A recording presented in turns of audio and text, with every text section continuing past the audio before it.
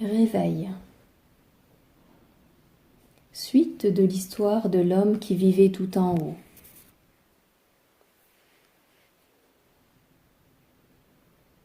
J'entends un bruit sourd et profond.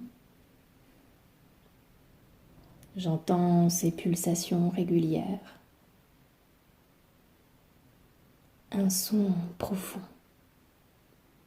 de circulation à l'intérieur. Ça bouge, ça circule. Le circuit de l'énergie s'est remis en marche. J'entends ce flux. J'entends ce cœur qui bat. La température augmente et vient progressivement réchauffer chaque organe, chaque tissu. Tout reprend vie. Un espace se soulève.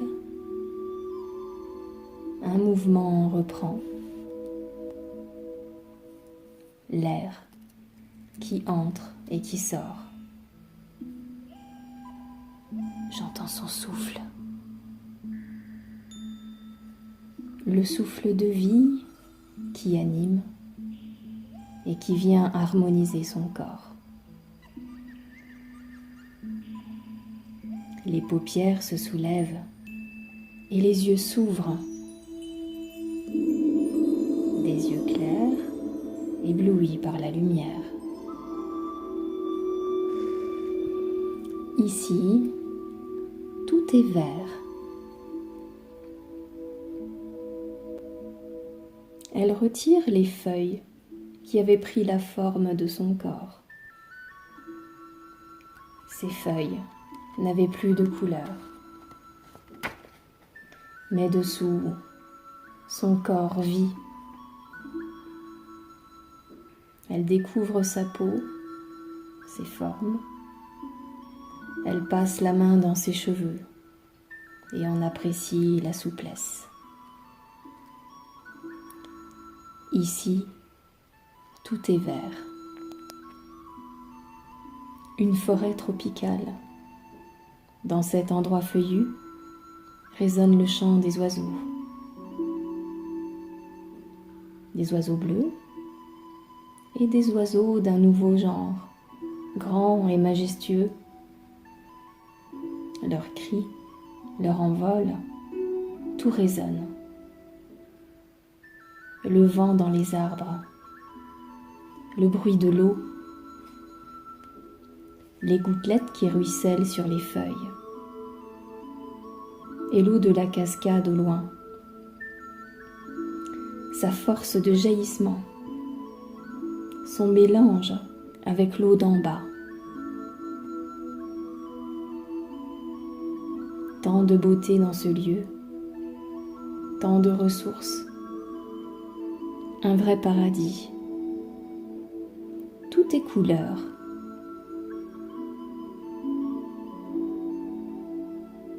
Elle décide de se lever pour aller au contact de cet environnement.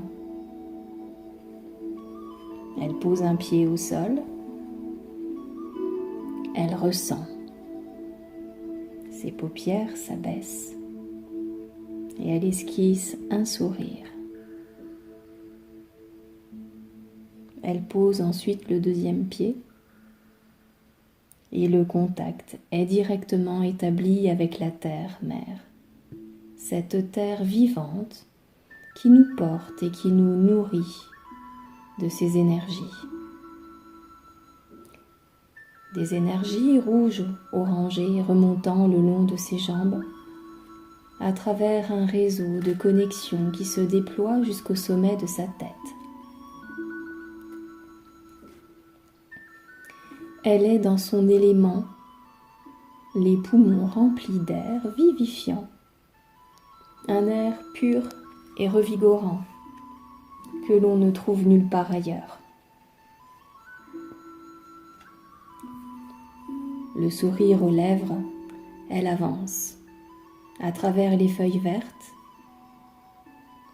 à travers les plantes et les fleurs odorantes, rouges, roses, fuchsia. Elle caresse quelques arbres, de très beaux arbres, immenses, des séquoias géants, des arbres d'un autre genre. Leur tronc, leur écorce si particulière, leur texture, cette force qui s'en dégage, et leur essence.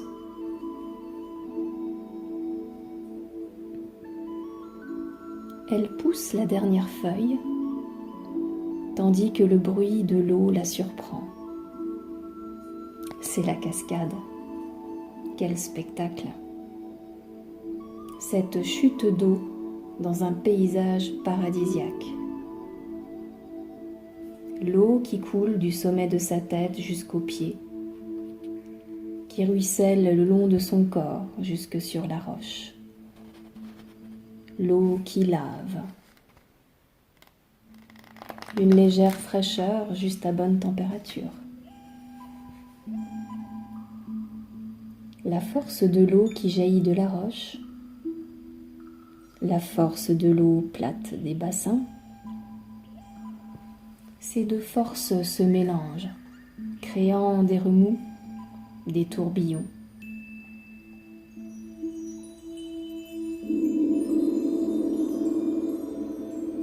Puis, en avançant sur un chemin de pierre, le soleil sèche les dernières perles d'eau sur sa peau. Elle s'enfonce un peu plus loin dans cette forêt, se dirigeant vers les grands rochers lointains, se dirigeant vers le bout du monde. Ici, la lumière est différente. On commence à apercevoir quelques étoiles dans le ciel. Autour d'elle se dressent des rochers de toutes sortes, tandis qu'un d'entre eux se distingue fortement. Un drôle de rocher, spécial, à part. Aussi haut qu'une montagne, il se différencie des autres par sa stature. Il dégage une grande force, imposant, solide, droit et dominant l'ensemble du paysage. Elle s'en approche pour l'observer de plus près. Beaucoup de feuillage à la base, puis du bleu qui monte, comme des superpositions de la vie bleue, comme un saphir bleu majestueux planté là. Les reflets verts du feuillage viennent s'y mélanger, dès la vie vert et bleu donc. Une labradophire, une pierre qui n'existe que dans ce lieu. Le sommet de ce rocher reste caché par les nuages blancs. C'est un rocher mystérieux et protégé, galvanisé de légendes.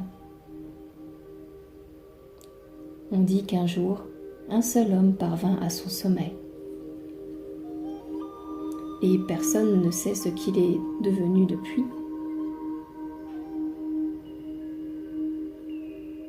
En levant les yeux, elle découvre le ciel.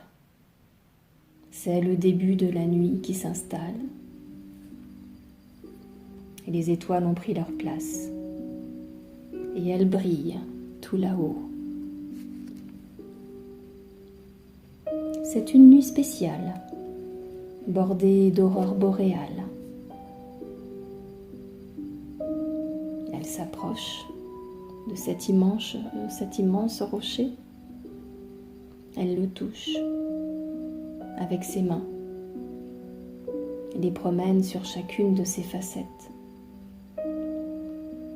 ses faces brutes, ses faces lisses, pour mieux le ressentir.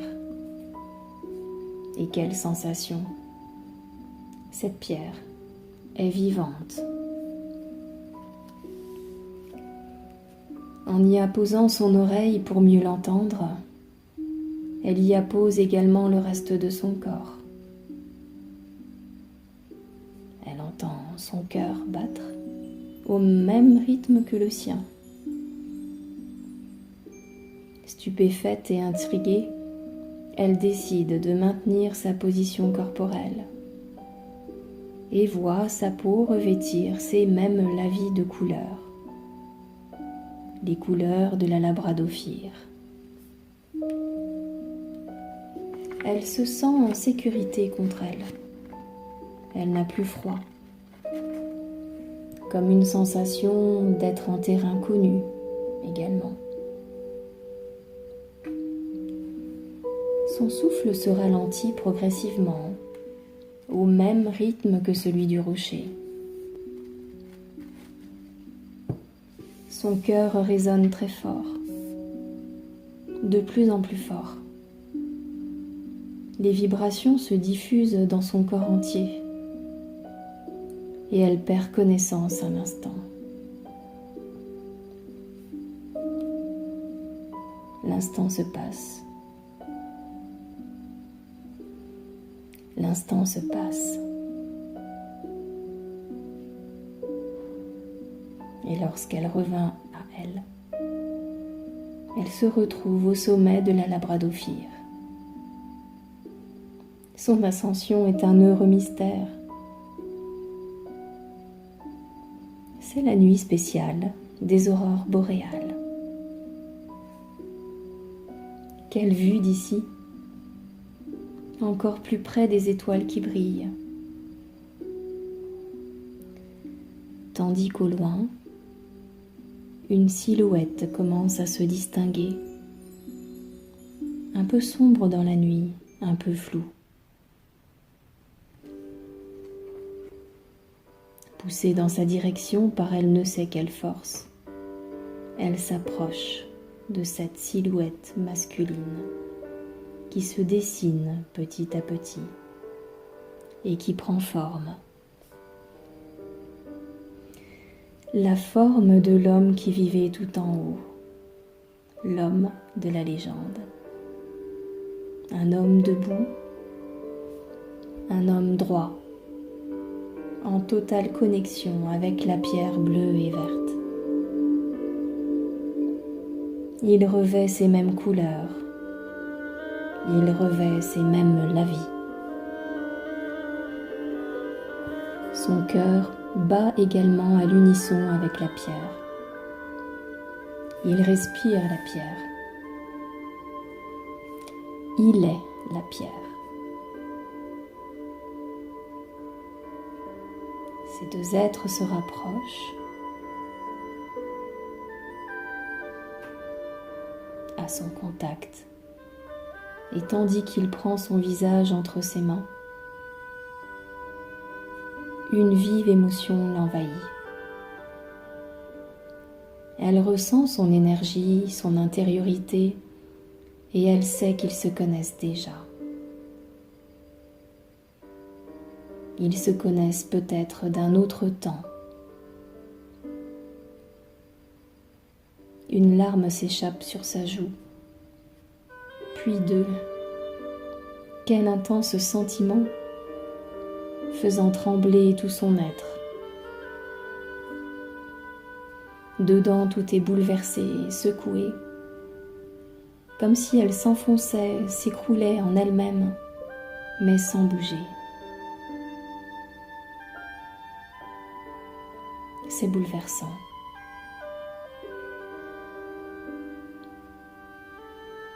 C'est une nuit spéciale au contact des aurores boréales, des puissants vents solaires et des champs magnétiques qui se superposent. les ressentis sont décuplés, les émotions sont fortes et tout se vit plus intensément que sur Terre. C'est le moment des connexions d'âmes, ces âmes sœurs qui se retrouvent, ces marionnettes poussées par les planètes. C'était inévitable, c'était nécessaire. Au contact de son corps, même symbiose qu'avec la pierre, même température.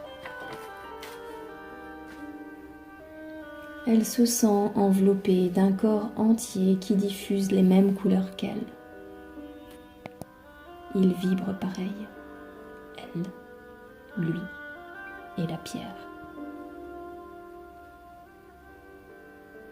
Dans cette bienveillance, dans cet amour précieux, il la serre encore plus fort entre ses bras, jusqu'à ce qu'il n'y ait plus d'espace entre eux.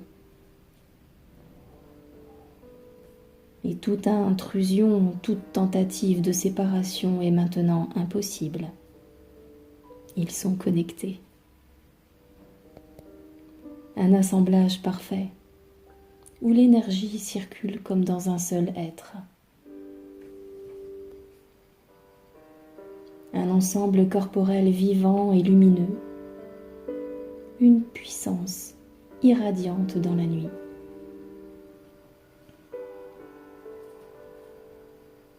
Tandis que s'accentue cette compression, les corps fusionnent, les formes féminines sont comprimées,